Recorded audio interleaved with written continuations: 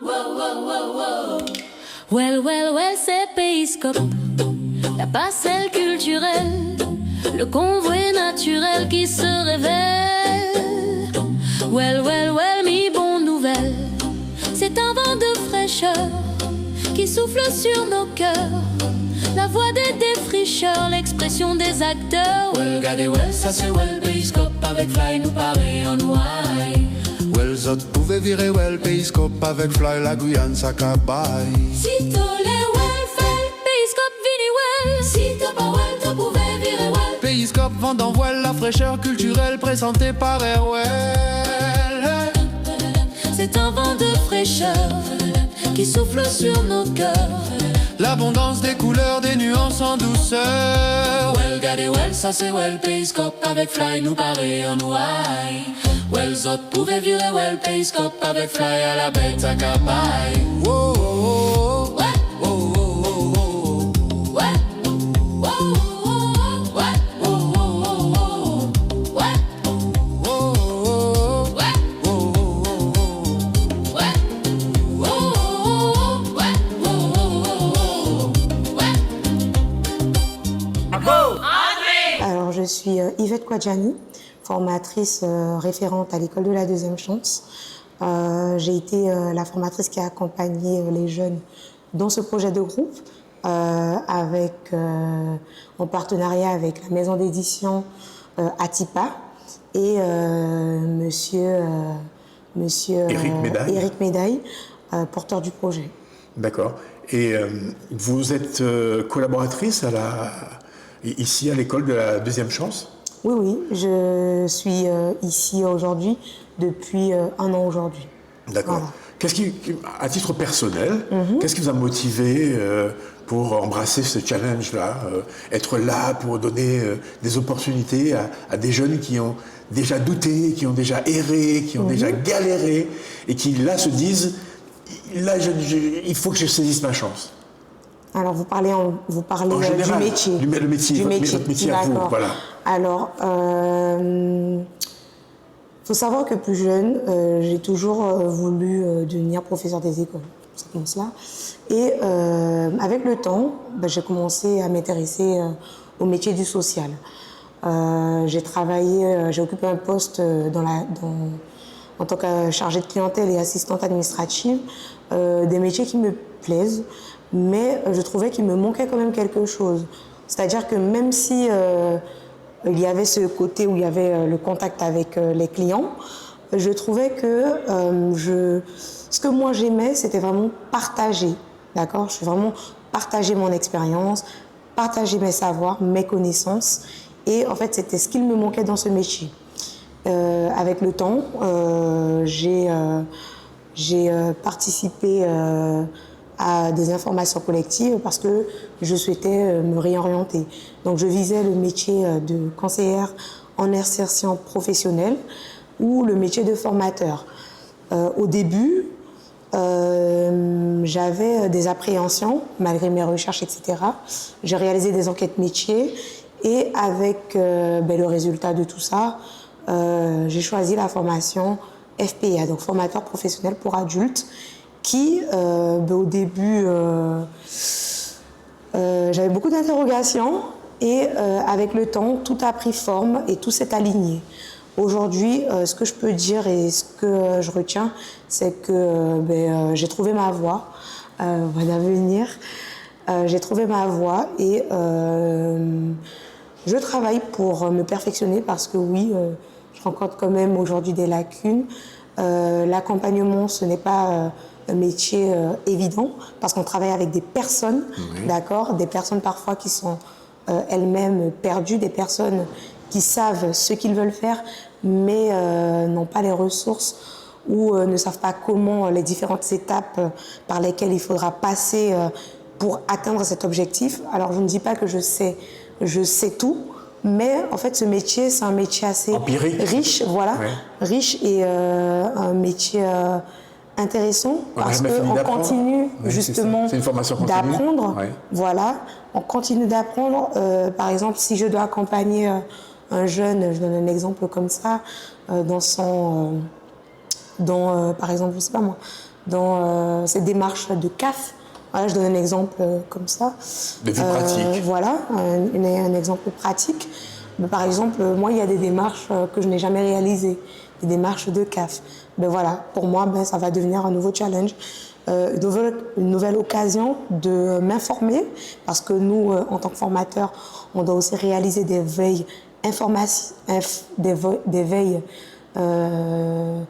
d'information sur différentes thématiques, donc déjà sur le métier de formateur, sur les aspects sociaux, connaître les différentes aides, les nouvelles réformes pour ne pas induire nos jeunes en erreur.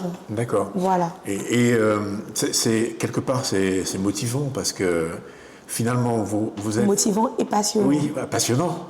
Écoutez, je suis heureux de l'entendre dire parce que finalement, vous êtes comme une planche de salut quelque part. Quand on arrive avec le concept même de la deuxième chance, ça veut dire que moi, quand j'écoute ces jeunes-là qui m'ont porté un témoignage, on sent qu'ils sont déjà transformés. Oui. Et ça, c'est formidable, parce que quand on est dans le cursus scolaire habituel, il n'y a pas trop de suivi, mais là, on sent qu'ils attendent beaucoup plus de vous. Oui, alors, ils ont leurs 8 mois de parcours, et après ces 8 mois de parcours, on fait un suivi post-parcours. Donc, pendant 1 an, on va contacter le jeune, donc c'est bien structuré. Hein. Tous les 3 mois, donc pendant 1 an, on aura des suivis à réaliser. Et connaître la situation du jeune. On ne les laisse pas dans la nature. Voilà, on ne les laisse pas dans la nature. En général, s'ils avaient entamé un projet comme par exemple le permis et qu'ils ne l'avaient pas abouti durant leur parcours, à la fin de leur parcours, ils sont très heureux de nous apporter la nouvelle, nous dire qu'ils ont obtenu leur permis, nous dire qu'ils ont acheté leur première voiture. Enfin, c'est toujours... un projet de vie, voilà, en fait. Un projet de vie et beaucoup, mais comme parfois ils retiennent les personnes qui les ont accompagnés, ça leur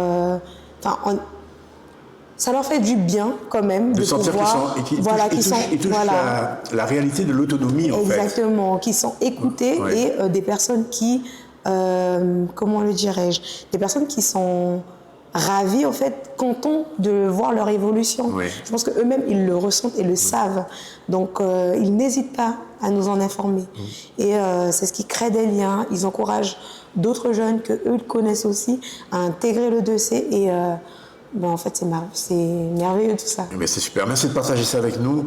Venons-en à cette œuvre collective, ce livre. Parce que ce qui est formidable, c'est que la plupart des jeunes que j'ai interrogés, ils avaient un rapport distancié à la lecture. Et on se rend compte que finalement, à la limite, ils ne se sentaient même pas capables de relever ce défi-là. Et puis on se rend compte que non seulement ils sont capables d'écrire, mais qu'ils vont devenir des références quelque part. Parce que raconter son histoire, c'est quelque part dire aux autres qui sont peut-être dans le même cas, c'est possible. Ce projet, quand on vous l'a présenté, qu'est-ce que vous en avez pensé? Alors, lorsque je me suis entretenue avec M. Médaille, il fallait déjà qu'on définisse les objectifs du projet. Et tous les projets, en général, sont intéressants. D'accord, dans le sens où il y a cette notion de découverte, d'accord, parce que si on réalise à chaque fois les mêmes choses, voilà, donc ce nouveau projet, alors je sais qu'il a travaillé avec notre équipe précédemment, et ce projet, concrètement, au début, je me suis dit que ce serait un projet assez intéressant, d'accord, parce que le groupe était décomposé de plusieurs personnalités, d'accord. Alors on avait des personnes très timides, des personnes à l'aise à la communication, vous avez pu le constater avec monsieur Mona, d'autres personnes qui, elles,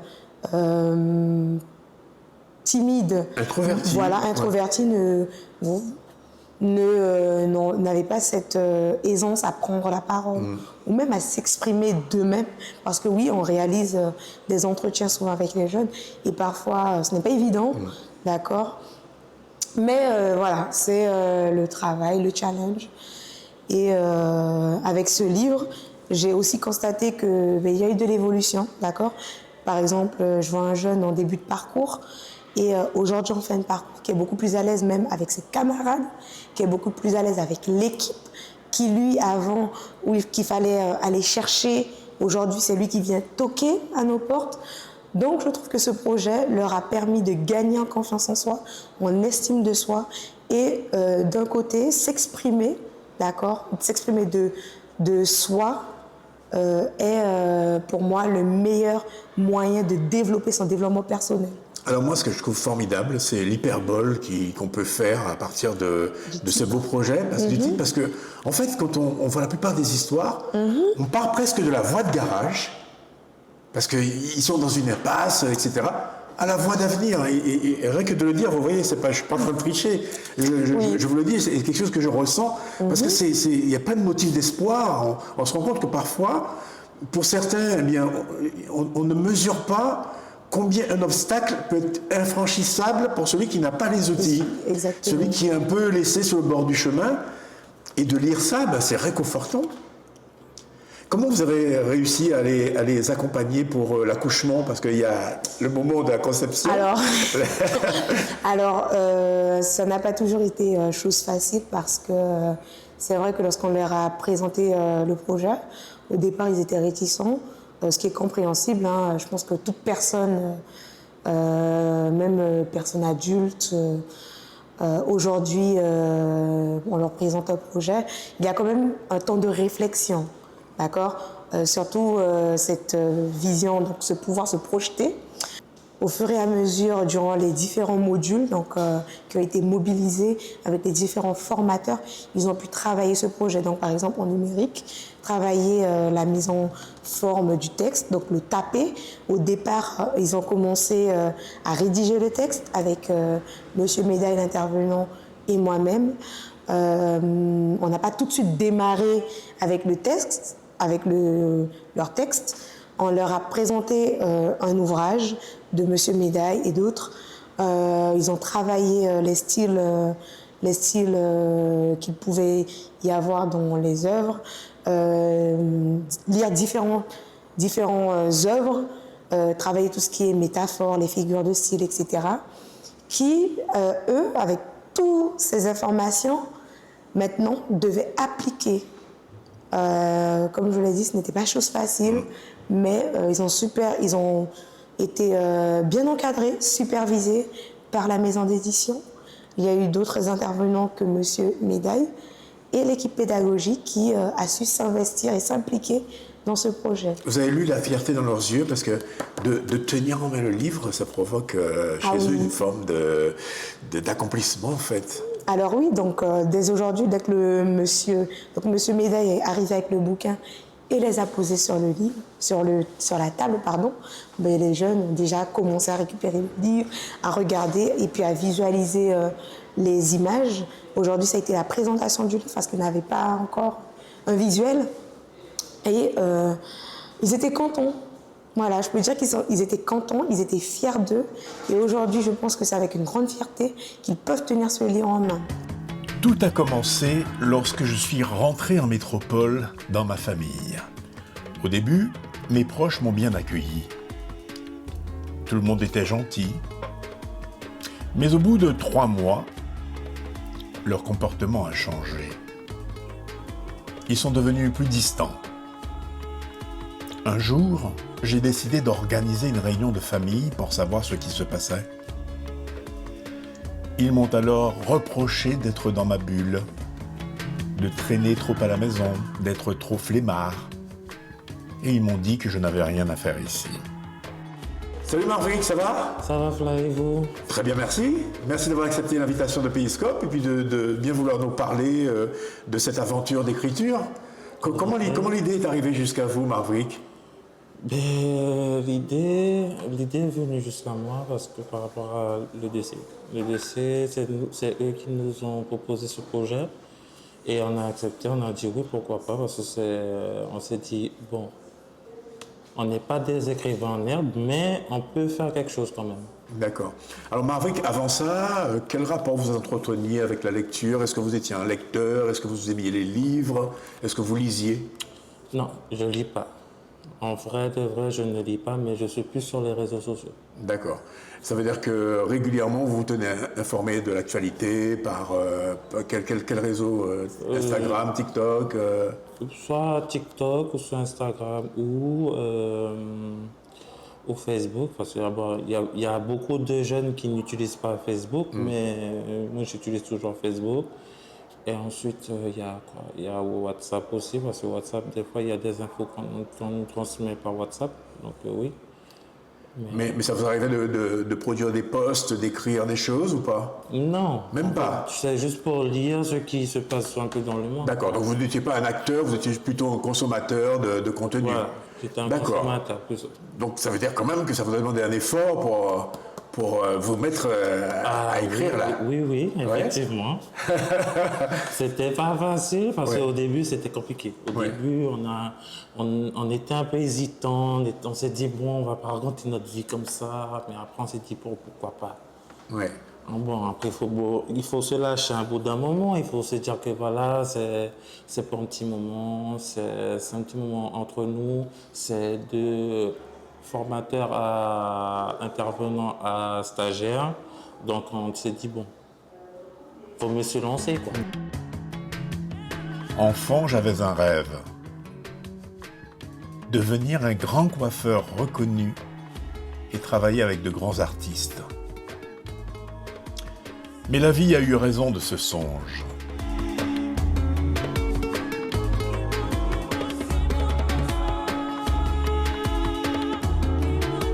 Alors, Marwick, vous aviez un rêve quand vous étiez plus jeune.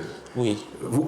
C'est à peu près le même que moi, hein, figurez-vous. Ah bon? Oui, parce que non seulement c'était un rêve, mais j'ai réalisé ça dans mon quartier, moi. Ah bon? Oui, à l'époque, dans mon quartier, le dimanche, tout le monde venait chez moi et les dernières techniques, c'est moi qui les mettais en application sur la tête de tout le monde. Ah ouais? Oui, parce que mon père était coiffeur lui-même. Ah. Et moi, j'avais le rêve de devenir un grand coiffeur qui coifferait toutes les stars du monde. Ah oui, ça c'est toujours ça. En fait, c'est un rêve qui est toujours dans mon cœur parce que c'est le premier métier que j'ai voulu faire quand j'étais jeune. Mais il y a des inconvénients, il y a des trucs qui m'ont un peu fait Changer de plan. changer de plan, voilà. Alors, qu'est-ce qui vous a perturbé à ce point? C'est-à-dire que là, on a évoqué l'école de la seconde chance. Alors, pourquoi vous pensez avoir loupé la première chance? Et c'était quoi la première chance? En fait, j'ai une part de moi-même qui a un peu fait des petites bêtises pour devenir coiffeur. Mais aussi, c'était un peu trop... En fait, il y avait trop de charges en fait, que je ressentais dans la coiffure. Donc je me suis dit que non, je ne vais pas continuer. Et en plus de ça, le salon où je travaillais avec ma tante, au début, ça fonctionnait bien, on était tranquille. Mais après, moi, j'ai commencé un peu dégringoler parce que le métier, c'est pas que ça me plaisait plus, c'est juste que je ne me voyais pas travailler en salon. Je préfère mieux travailler chez moi, faire des petits jobs et puis avoir un boulot, un boulot sur le côté. D'accord. Et lorsque vous êtes entré en contact avec l'école de la seconde chance, qu'est-ce que vous attendiez de cet établissement? Que ça m'apporte une grande confiance en moi, surtout ça, parce que la confiance en moi, j'ai pas. Vous n'aviez pas? Avant, j'en avais pas. Maintenant, je commence à m'affirmer petit à petit. Et ça vient... et après, il y a aussi la confiance, la timidité. J'en avais aussi. Vous étiez timide? Oui. J'ai du mal à l'imaginer. Parce que sur la timidité, je mets une carapace. D'accord. Ça veut dire que cette carapace, c'est ce qui me protège en fait. Et on a l'impression que je suis tout le temps joyeux, je suis tout le temps comment dire, dans le terme que je vais employer, s'en foutait pas mal, tout, mais au fond... C'est une protection, c'est une manière de prendre les devants pour que vous ne vous sentiez pas envahi, c'est ça? Voilà, exactement. Parce que moi, quand je ressens des émotions, je les ressens fortement. Je le ressens énormément. Et c'est difficile quoi, d'être une personne qui ressent des émotions, surtout des émotions de soi-même et des émotions d'autres personnes. Et aussi de l'environnement. Si on est dans un environnement où on ne se sent pas bien, où c'est pas très Convivial, zen, voilà, zen, convivial, nous, en tant qu'humains, on va se sentir un peu perdu. On va se sentir un peu bizarre, on va se sentir un peu pas à l'aise. Pas à votre place. Voilà, pas à notre place. Oui. Donc, c'est pour ça que je me dis qu'à bout d'un moment, il faut mettre une carapace pour dire voilà, certes, on est comme ça, mais quand on est devant une autre personne, il faut qu'on montre une autre facette de nous. Donc, quand on dit par exemple l'habit ne fait pas le moine, c'est pas vraiment vrai. C'est-à-dire que dans certaines situations, il faut se présenter d'une certaine façon. C'est un peu comme dans la vie de tous les jours. Oui, dans la vie de tous Vous les n'irez jours. pas à l'église comme vous irez En boîte de nuit. nuit. Exactement. On va pas n'importe comment parce Voilà. que chaque environnement a son. Il y a un code, il y a des codes. À ses codes et son énergie. On ne Oui. peut pas aller n'importe comment dans une église. Par exemple, à l'église, on ne va pas venir en mini-short, quoi. Oui. On va venir avec une tenue assez classe, tranquille, posée, pour dire qu'on va pour aller à l'église. Dans une boîte, on peut faire ce qu'on veut. Après, il y a des boîtes où il y a un certain standing qu'on doit avoir. Au niveau vêtements. Vestimentaire, oui. Voilà. Au niveau code vestimentaire, il y a des boîtes de nuit où il faut être classe, il y a des boîtes de nuit où ils sont plus laxistes. Mais chaque environnement a ses codes qu'il faut respecter. D'accord. Et quand vous êtes arrivé à l'école de la seconde chance, on a mis l'accent sur cette importance de faire les efforts pour s'intégrer, pour s'insérer, Oui. pour être accepté, pour être bien perçu. Oui, on nous a surtout appris que quand on va dans une entreprise, on ne vient pas n'importe comment dans une entreprise. On vient en tant que professionnel, on vient pour demander un travail, on doit être assez professionnel pour parler avec une personne. Parce que si on parle n'importe comment, si on, par exemple, avec les copains, on a une façon de parler. Quand on est avec les copains, on parle tranquillement, posément. Mais si après on est en entreprise, si on va pour demander un emploi, on va pas aller comme ça devant l'employé. Ouais, ça est fait, man. Ça se fait pas. C'est avoir une posture assez professionnelle, être à l'écoute, surtout qu'il faut écouter ce que le professionnel dit et surtout poser beaucoup de questions. En fait, quand on est dans un entretien, c'est un moment d'échange qu'on doit avoir. Il pose des questions, je pose des questions et ainsi de suite. Et c'est une conversation entre un employé, un employeur et un employé. Et un c'est demandeur. un moment de découverte. Pour Voilà, savoir c'est un moment de découverte entre nous. Ce que vous avez dans le ventre, Exactement. comment vous vous comportez dans des relations interpersonnelles. Voilà, c'est ce que... Donc vous avez bien assimilé ça ici, hein? Oui, ça se surtout sent ça. parce que vous en parlez avec beaucoup de conviction, hein? Oui, parce que il faut dire Ouais. qu'on a appris pas mal de choses. D'accord. Que maintenant, c'est grâce aussi à l'école de la deuxième chance que je suis une formation. Oui. Et normalement, dans cette formation, je suis censé être en stage aujourd'hui, mais on s'est organisé pour que je sois là, parce que comme c'est le dernier jour c'est les derniers jours pour mon groupe où j'étais depuis le début quand j'ai commencé. Parce que ici, ça fonctionne par groupe, en fait. D'accord. Il y a le groupe 59, 60, 61, 63. Et ça correspond à quoi? Ce sont des groupes de niveau? Non, c'est pas des groupes de niveau. Ouais. En fait, c'est juste que c'est des groupes que chaque formateur a. Ça veut dire qu'il s'occupe de chaque groupe et ça dépend du niveau. Mais tout le monde est enseigné au même niveau. Il n'y a pas qu'un est plus supérieur que d'autres. Ici, à l'EDC, tout le monde est à la même enseigne. C'est pas parce que tu as eu un bac que tu es plus professionnel que d'autres personnes. Ici, c'est que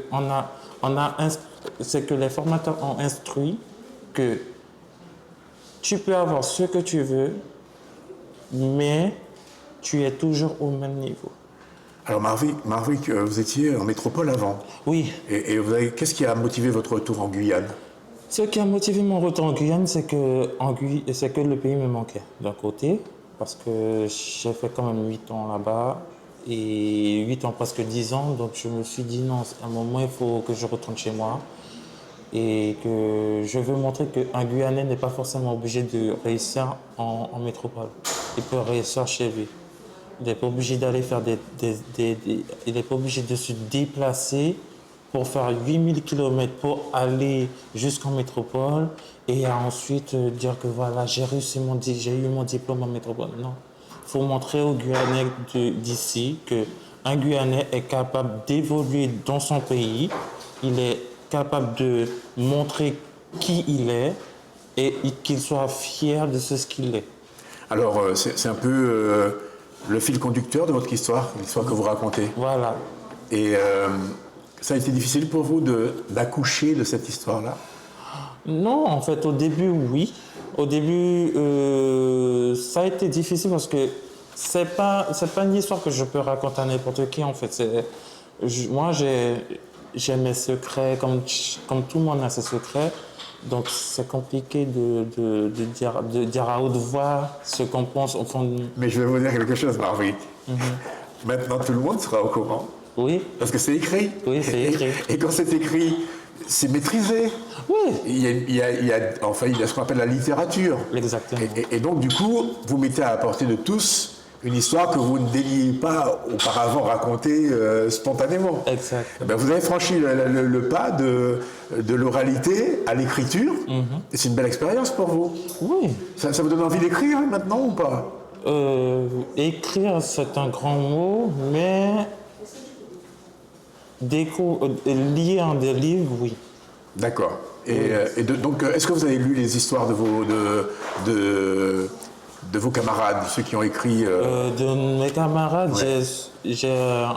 Parce que comme on a fait ensemble, je connais à peu près les histoires de chaque personne. Donc, quand on a fait le projet, on était tous ensemble, on s'est aidés. Quand il y avait des difficultés, il fallait être là pour eux aussi, parce que certes, on est des stagiaires, mais il faut montrer qu'on peut s'aider l'un et l'autre. Donc oui.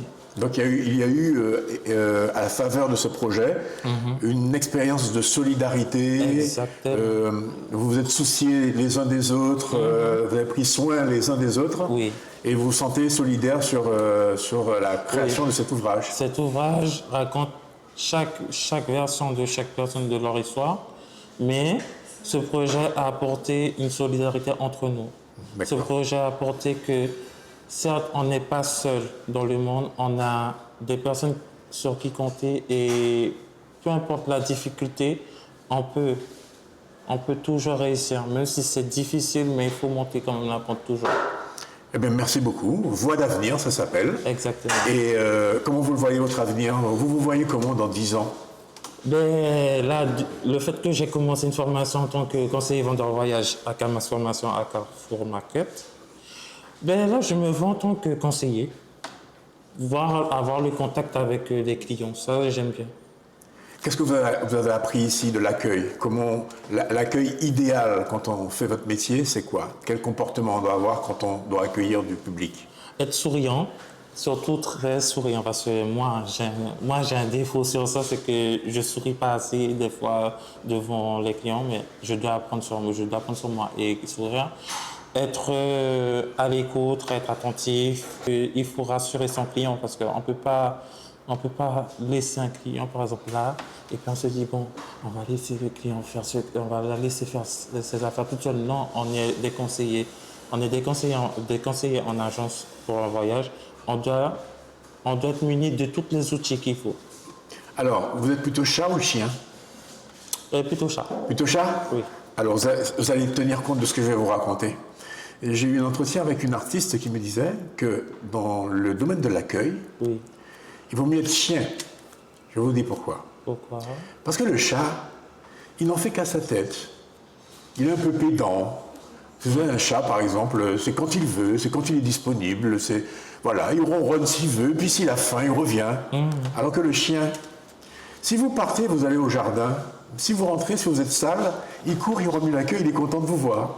Si vous rentrez chez vous, vous êtes saoul, il remue la queue, il vient vous accueillir, il est content. Si vous rentrez, vous sortez d'une fête, le chien est toujours à l'identique, toujours prompt à accueillir, toujours avec en train. C'est pas le cas du chat. Donc quand vous allez travailler dans un métier d'accueil, pensez à ça. D'accord. Pensez aux qualités que développe un chien vis-à-vis de son maître et pensez que le public qui arrive aimerait toujours qu'on s'occupe de lui, un peu comme si on disait « je suis content de te voir ». Le chien est toujours content de revoir son maître. Ah ben oui, ça c'est sûr, c'est vrai. Voilà. Eh bien, merci beaucoup Marvik, De rien. bonne continuation. Merci. Allez, au revoir. Kiti qui moun ça, pièce mon passe avec côté mon fika, qui n'a molé qui font ça. Si y'a pas mot, si y'a pas mot, y a un jour qui a passé, sans me lever, sans me sasser.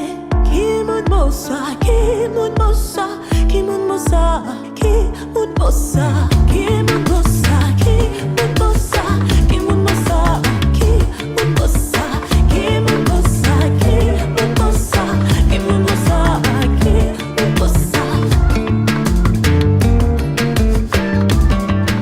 Alors, ce qu'il y a d'appréciable, c'est que vous menez une action pédagogique, vous menez une action d'accompagnement sur le plan social, mais vous faites avec cette action-là, eh bien, vous ouvrez une fenêtre sur la culture également, parce que finalement, c'est une richesse et c'était l'occasion de créer des passerelles entre eux, de voir qu'ils avaient des choses en commun, des vécus, des choses à partager. Et l'objectif, c'est qu'à l'école de la deuxième chance, chaque jeune doit travailler un projet de groupe.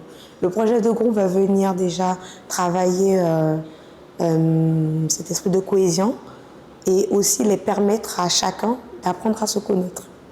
D'où, en réalisant le texte, les jeunes échangent entre eux, racontent leur histoire, lisent à haute voix et pour beaucoup, arrivent à se substituer, à se voir dans l'histoire, à se reconnaître dans l'histoire de l'autre. Il y en a beaucoup qui sont sortis du même pays, mais n'ont pas traversé les mêmes épreuves. Ouais. Voilà. Et je pense que ça leur fait aussi du bien de se dire que j'ai quelqu'un comme moi qui est arrivé ici aussi et ils peuvent se retrouver entre eux. Et je pense que c'est ce qui fait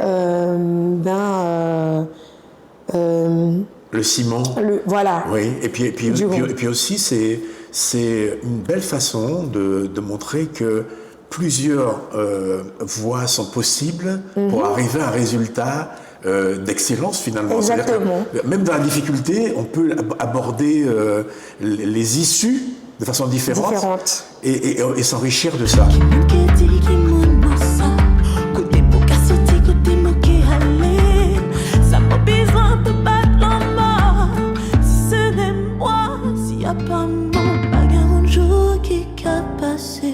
Sans me lever, sans me sasser. Qui monte ça, qui monte ça, qui monte ça, qui monte ça, qui monte ça. Bonjour Myriam, Bonjour monsieur. ça va bien? Oui, ça va, merci. Vous pouvez m'appeler Fly Myriam. Fly. Voilà, c'est ça. Ok. On est où ici? On est à l'école de la deuxième chance. C'est un centre de formation qui aide les jeunes à s'insérer dans les projets professionnels. Quand je suis venue à l'EDC, j'avais trois plans B. C'était la vente et assistante de vie aux familles et commerce. J'ai effectué 5 stages et dans différents centres d'entreprises et j'ai pas trop... Ça n'a pas trop marché. J'ai pas trop aimé en fait.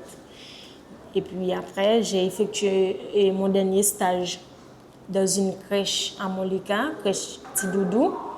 Là, et ça m'a inséré un peu plus dans mon projet professionnel. Comme c'est mon projet professionnel, c'est assistante de vie aux familles.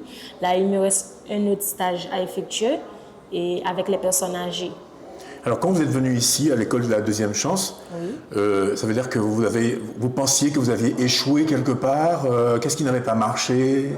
Je suis venue en Guyane en 2019 et j'ai été scolarisée à collège Lysofion à Matoury. Et ensuite, c'était dans une classe j'ai oublié comment. C'était C'est une classe d'adaptation. Oui, voilà, Oui. exactement. Une espèce de transition. D'accord, exactement.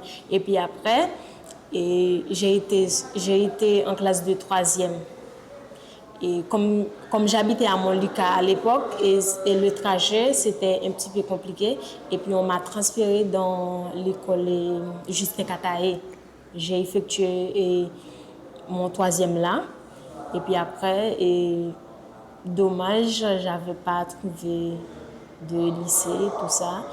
Et je suis restée très longtemps sans être pas allée à l'école. Sans être scolarisé. Oui. C'était un parcours un peu chaotique, mais qui ne dépendait pas de vous. C'était parce que vous n'avez pas trouvé l'opportunité de rebondir. Oui. D'accord. Et comment vous avez entendu parler de cette école de la seconde chance? C'est grâce à un ami, une rencontre que j'avais faite. Et puis la personne m'a aidé et m'insérer dans mon projet. Et puis c'est grâce à lui que je peux être ici. Et ça se passe bien pour vous depuis que vous êtes arrivé là? Qu'est-ce qui a changé pour vous? Qu'est-ce que vous avez remarqué comme changement depuis que vous êtes arrivé ici? J'ai plus de confiance en moi, en ma capacité, mes connaissances. J'ai mis tout ça en valeur. C'est le décès qui m'a permis d'avoir confiance en moi et de me fixer plus sur mes projets à l'avenir. Vous avez des professeurs qui font des cours avec vous Oui, pour exactement. la confiance en soi. Oui, exactement. Et surtout, j'ai un enfant, une fille de 3 ans. C'est pour pouvoir trouver un travail et pour pouvoir préparer son avenir, pour ne pas vécu ce que moi j'ai vécu. Justement, vous parlez d'avenir et j'ai entre les mains un livre qui a été édité par Atipa Édition. Et vous êtes, on va dire, les auteurs de cet ouvrage. Ça s'appelle Voix d'avenir. Et vous parlez d'avenir. Oui. Donc, comment vous vous êtes senti concerné par ce projet-là? Qu'est-ce qui vous a plu quand on vous a parlé de ce projet? Et en fait, quand le monsieur est venu... Éric Médaille. Oui, Éric Médaille. Oui. Et il nous a tous proposé soit d'imaginer une histoire ou raconter ce que nous, on a vécu. Et puis, j'étais un peu fermée, stressée. Et puis après, je me suis ouverte à moi-même. Et puis, j'ai imaginé une histoire. Et puis ensuite, j'ai écrit ce livre-là, mon histoire, ce que moi j'ai vécu, mon parcours, tout ça, etc. D'accord. Et les professeurs vous ont accompagné dans cette démarche-là? Oui, exactement. Ça consistait en quoi? C'est-à-dire que vous écriviez au départ, ensuite vous mettiez en commun les textes, vous faisiez les corrections. Comment ça s'est passé? On a écrit sur des feuilles, et puis après on a tapé sur l'ordi, et puis on a envoyé par mail pour que le monsieur puisse faire le livre.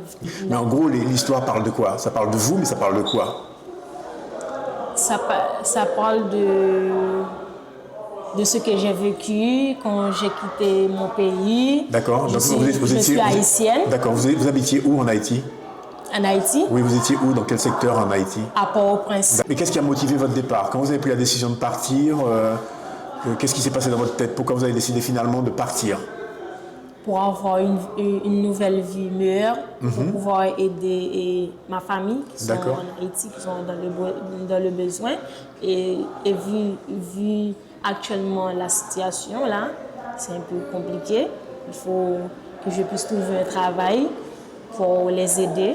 D'accord. Donc ça veut dire que les parents sont restés en Haïti?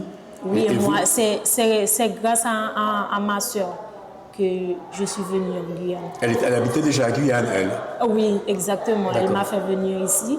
Et là, actuellement, elle est en France. Quand vous avez entendu parler de la Guyane, qu'est-ce que vous avez entendu dire de la Guyane? Est-ce que c'est un pays qui vous semblait un pays accueillant? On ne m'avait pas trop parlé du pays, mais j'avais toujours en tête qu'un jour... vous alliez partir?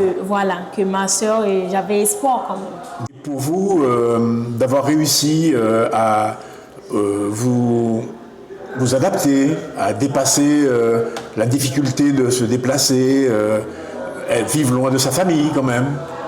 C'est un peu triste quand même, mais comme par rapport, et j'ai leur contact, dès qu'on peut parler. Comment vous voyez dans dans 10 ans Dans 10 ans? Ouais. Dans 10 ans, j'aimerais avoir... En fait, c'est pas j'aimerais, non. J'aurais ma voiture et j'aurais ma maison et j'aurais un travail, j'aurais une vie stable. D'accord. Et ma fille et moi, et même s'il y aura toujours des problèmes, des problèmes inattendus, mais Dieu va me donner le courage de surmonter comme auparavant. Vous avez vraiment pris confiance en vous, hein? Ici, il y a eu un déclic, hein? Parce qu'à vous entendre parler, on voit vos yeux qui brillent, on sent que vous avez de nouveau de l'espoir, et puis que vous vous dites que tant qu'on est vivant, tout est possible, en fait. Oui, tant qu'on est en vie, il y a de l'espoir. Il ne faut pas se décourager et tout ça. Quel est le titre de votre histoire? L'histoire que vous avez proposée, ça s'appelle comment? Avoir une vie meilleure. Ah, donc c'est pour ça que maintenant, pour vous, les mots que vous avez pu écrire... Ça a un lien avec le titre. D'accord, et c'est en train de prendre vie en vous, d'avoir écrit, ça vous donne plus envie de réaliser ce que vous avez écrit. Oui, exactement. Myriam, je vous souhaite d'aller au bout de vos projets. D'accord, L'avenir immédiat, c'est quoi pour vous? Vous partez en formation, là? Et effectivement, j'ai effectué une formation d'1 semaine. D'accord. Et c'est la DASTRI et agent de nettoyage des locaux. D'accord. Et si j'étais un employeur et que vous vouliez me convaincre de vous embaucher parce que vous avez besoin de ce travail, vous me diriez quoi? Moi, je suis quelqu'un qui est très, très souriante. Je m'adapte à tout. Et j'ai les compétences de travailler en équipe. Et avec mes connaissances et mes savoir-faire, je peux vous apporter un petit peu plus dans votre entreprise. D'accord, c'est convaincant. Et avant d'écrire, est-ce que vous lisiez? Ça vous arrivait de lire? Vous lisiez? Vous étiez une lectrice régulière ou pas? Non, je ne lisais pas avant. Par rapport à l'histoire qu'on a écrit, tout ça, là, le livre, donc il nous a conseillé de lire des livres, peu importe les livres, il faut lire comme ça et on va plus s'adapter à la langue française. Est-ce que vous avez été assez curieuse pour lire les histoires des autres, ce que vos camarades ont écrit? Ah oui, j'étais très impatiente d'être là aujourd'hui. Aujourd'hui, c'est le dernier jour, j'étais vraiment impatiente pour lire mon histoire parce qu'il y a des modifications dans l'histoire, tout ça là. J'étais impatiente pour lire les histoires des autres. Et ça y est, vous avez pu les lire? Je n'ai pas encore tous les lire, mais j'ai lu la plupart des histoires. Ouais. Et vous avez trouvé des choses intéressantes? Il y a des histoires qui vous ont accroché? Oui, ça va. Si vous aviez un conseil à me donner, vous me diriez qu'il faut absolument que j'achète ce livre-là. Oui, c'est très intéressant. Il y a beaucoup de différentes histoires qui sont inspirées dans le livre. Et je suis sûre que ça va vous faire vraiment plaisir de lire le livre. Qu'est-ce que je peux vous souhaiter? Tout ce que vous voulez. Tout ce que je veux? Ben écoutez, je vous souhaite de donner le goût de la lecture à votre fille. C'est une fille que vous avez? Oui. Elle s'appelle comment? Myriana. Myriana, donc une petite Myriam. Bon, alors, je vous souhaite de lui donner le goût de lire. Et pour qu'elle ait le goût de lire, vous savez ce qu'il faut faire? Il faut lui lire des histoires le soir avant de se coucher. Pas juste lui raconter des histoires. Prendre un livre, et même si c'est une seule page, avant qu'elle ne se couche, vous lui lisez une histoire. Parce qu'elle va voir ce rituel, elle va vous voir toujours prendre un livre. Et donc, ça va créer chez elle une curiosité par rapport au livre. Et tous les soirs, vous aurez votre petit rituel entre vous. Elle va vous réclamer la lecture, vous verrez à un moment. Et c'est le plus beau cadeau que vous pourrez lui faire. D'accord. Ok, Myriam? D'accord. Merci, au revoir, Myriam. D'accord, je vous remercie. Allez, au revoir. Un jour qui a passé, sans me lever, sans me sasser. Qui monte mossa, qui monte mossa, qui monte mossa, qui monte mossa, qui monte mossa, qui monte mossa, qui monte mossa, qui monte mossa, qui monte mossa, qui monte mossa, qui monte mossa, qui monte mossa, qui monte mossa, qui monte mossa, qui monte mossa, qui monte mossa. vous diriez que c'est un miroir pour eux, mais c'est un miroir qu'on peut tendre également à la société guyanaise. Exactement. Et comme l'a souligné Marvick tout à l'heure, que c'est bien qu'il y ait un livre des jeunes de l'école de la deuxième chance où les jeunes parlent de leur parcours antérieur, mais aussi de leur parcours à l'E2C, qui permettra à d'autres jeunes et les lecteurs de découvrir l'école de la deuxième chance sans y être entrés. Voilà, ça permettra aussi à d'autres jeunes de s'intéresser et de pouvoir bénéficier de notre accompagnement. C'est une belle porte ouverte en fait. Comme Voilà. les livres en général sont des portes ouvertes sur le Exactement. monde. Merci en tout cas d'avoir accepté ce challenge. Je crois qu'on est déjà en bonne voie. La preuve, c'est que vous voyez, la presse s'intéresse au travail que vous avez réalisé. Et dans un monde où tout presse, justement, je crois qu'il faut se réjouir de ce que un peu les lumières soient braquées, les projecteurs soient braqués, et qu'on sente qu'il y a un intérêt, que voilà, dans la société, tous ceux qui se donnent les moyens, eh bien, méritent d'être reconnus. Exactement. Et parfois, on a juste besoin d'une valorisation du regard des autres. Merci beaucoup d'avoir accepté de m'accorder ce temps-là dans Périscope. Et puis, bonne continuation. Et vous, si vous deviez dire juste 2 mots pour dire aux gens pourquoi il faut lire ce livre, vous diriez quoi? Alors, je dirais aux gens pourquoi ils doivent lire ce livre, déjà, ça provient de jeunes Guyanais, d'accord? Et surtout, de pouvoir, en fait, voir leur vécu, leur motivation et pouvoir les partager avec d'autres. Voilà. S'ils peuvent, d'autres le peuvent aussi. Merci beaucoup. Je vous en prie.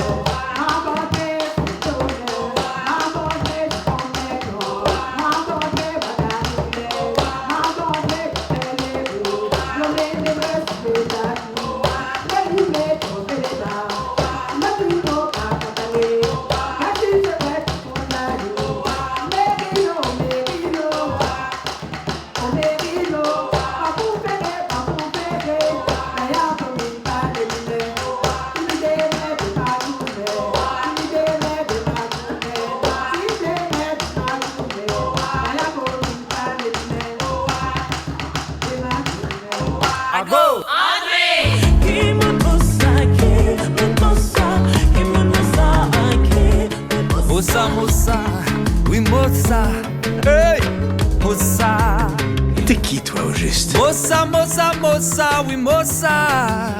Je suis Steve Suedil, officiellement. Maintenant, mon nom africain, c'est Disso Ladipita. Et je suis président de l'association Mitao Mitamouin. Mitao Mitamouin, qui est une association qui fait du belay et qui existe depuis bientôt 20 ans. Voilà. L'année prochaine, on va fêter notre 20e anniversaire. Et notre actualité, c'est l'organisation du 22 mai. Alors, le 22 mai, c'est la date où on commémore, entre guillemets, l'abolition de l'esclavage en Martinique. Et depuis quelques années, nous avons décidé de célébrer les luttes des esclavisés pour leur liberté. Parce qu'on considère qu'il n'y a pas une véritable abolition et que les conséquences sont encore visibles aujourd'hui. Donc nous préférons rendre hommage à tous les ancêtres qui se sont battus pour leur libération. Et nous avons donc cette année décidé de célébrer le 22 mai. Et nous allons le faire en compagnie d'autres associations qui représentent là aussi des afro-descendants, des descendants d'esclavisés. Donc cette année, nous aurons avec nous la Guadeloupe avec l'atelier K. Haïti, certainement, nous attendons une réponse avec Sirop Miel. Énergia Pura pour le Brésil. Association culturelle des Saint-Luciens de Guyane. L'association Tolobi pour les Sahamaka. Et Tchokontré pour qui vont nous faire quelque chose avec le Kaseko, les musiques traditionnelles de Guyane aussi. Alors, j'espère n'avoir oublié personne. Alors, mais concrètement, qu'est-ce que vous proposez et dans quel cadre? Alors, ce ne sera sûrement pas un spectacle, justement. Le but, c'est d'échanger Le mot à la mode, c'est enléonnage, mais c'est ça. C'est-à-dire que les gens qui seront là, qu'ils soient partie des associations invitées, qu'ils fassent partie du public, vont être amenés à découvrir une danse des Saramacas, par exemple. Ensuite, des Brésiliens, ensuite des Guadeloupéens, ensuite des Martiniquais, etc.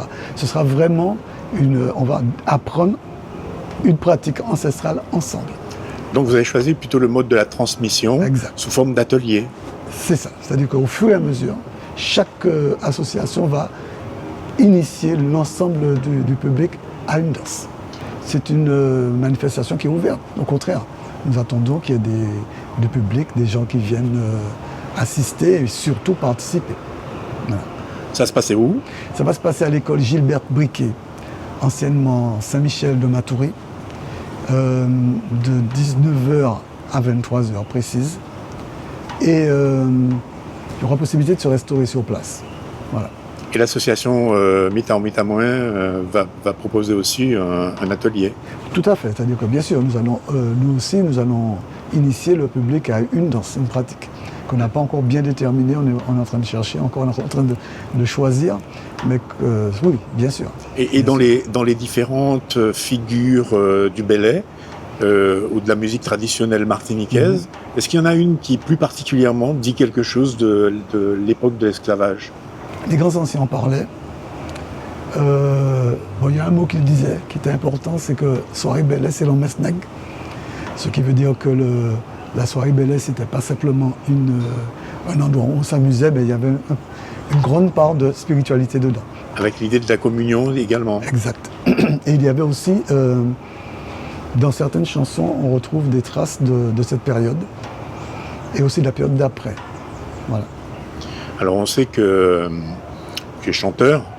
Est-ce qu'il y a une chanson qui pour toi symbolise un peu cette reprise en main de notre identité? Alors il y a deux chansons qui me viennent à l'esprit comme ça. Tout d'abord, une ancienne, je ne me rappelle plus de son compositeur d'ailleurs, c'est une chanson qui est dans la culture. Aujourd'hui c'est Ida. Ida est vendue et livrée Idae. Et puis d'une façon plus moderne, plus récente on dira, et ça je peux citer son auteur, c'est Edmond Mondésir, c'est l'Afrique jassipotée. Voilà. C'est aïe aïe aïe, l'Afrique jassipotée. Voilà. Tu peux me la fredonner un peu? Voilà, j'ai un petit chat dans la gorge. On va le chasser, le chat. Aïe aïe aïe, l'Afrique jassipotée. Aïe aïe aïe, Afrique aïe au faire mal. Aïe aïe aïe, malgré toute sa misère, nous dit l'idée un jour qu'est libérée quand même. Négrier vini pour boire les bennes, yo chaillé toute force ou te péni, yo barré toute chimère divine, même si j'en dis ça loin, nous peut pas oublier.